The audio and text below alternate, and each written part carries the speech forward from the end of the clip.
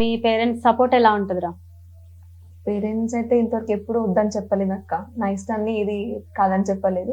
నాకు ఇష్టమైన ఫీల్డ్ కాబట్టి ఎంకరేజ్ చేస్తారు, అట్లా ఏం వద్దని ఏం చెప్పారు. అసలు ఈ ఫీల్డ్ లోకి ఎలా వచ్చారు నువ్వు? అంటే పాటలు నేర్చుకొని ఇదే ఫీల్డ్ లోకి రావాలని నీకు ఎలా అనిపించింది? అంటే ఇంకా చిన్నప్పుడు అంటే మాకు తెలంగాణ రాకముందు అక్క, నాకు తెలిసిన దగ్గర నుంచి ఎంతో మంది అసలు వాళ్ళ ప్రాణ త్యాగాలు చేయడము, తెలంగాణ కోసం ఎంతో మంది మరణించడం, కొన్ని కొన్ని చూస్తుంటే ఇంత ఇది ఉంటదా, ఒక పాటలో ఇంత మీనింగ్ ఉంటదా అనేది ఇది అనిపిస్తుండే. నేను కూడా చిన్నప్పటి నుంచి నాకు మధుప్రియ ఇన్స్పిరేషన్ అక్క. ఇంకా అట్లా ఆమె ఏం చేస్తున్నా నేను కూడా స్టేజ్ లోకి వెళ్ళడము, పాడడము, ధూమ్ధామ్ ప్రోగ్రామ్ కి బాగా అటెండ్ అవ్వడము, పాడుతుంటే ఇంత బాగుంటది ఒక పాట పాడితే, ఇంత ఎమోషనల్ గా వచ్చా, ఇంత పాటలో ఇన్ని దాగి ఉంటాయా అని ఒక నాకు కూడా, నేను కూడా మంచి పాడాలి, ఒక పొజిషన్ కి వెళ్ళాలి అట్లా.